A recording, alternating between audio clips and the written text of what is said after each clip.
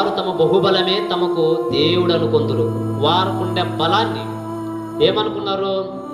మేమే దేవుళ్ళు అనుకున్నారండి. మరి ఈ బలం ఎక్కడి నుంచి వస్తుందండి? ఎక్సర్సైజ్ చేస్తే రాదు, ఎక్సర్సైజ్ చేస్తే రాదు, తిండి తింటే రాదని గుర్తుపెట్టుకోండి. మన జిమ్కి వెళ్తే రాదు ఈ బలం, గుర్తుపెట్టుకోండి. ఎలా వస్తుంది ఎలా వస్తుంది బలం అంటే ఈ ప్రకృతి దారే మనకు వస్తుంది. దేవుడు మనకి దానం చేయడం వల్లనే మనకి బలం వస్తుంది. చాలా మంది అనుకుంటారు ఈ జిమ్కి వెళితే, ఈ ఎక్సర్సైజ్ చేస్తే, ఈ వ్యాయామాలు చేస్తే మాకు బలం వస్తుంది అనుకుంటారు. కానీ అది తప్పు సోదరా. ఎలా అంటారా? ఎవరికైనా బలహీనం ఉన్న సమయంలోన ఎక్సర్సైజ్ చేయమని చూద్దాం, ఈ వ్యాయామాలు చేయమని చూద్దాం.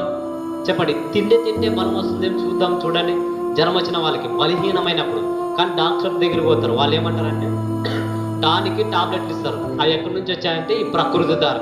ఈ ప్రకృతి ఎవరు మనకు దానం చేశాడంటే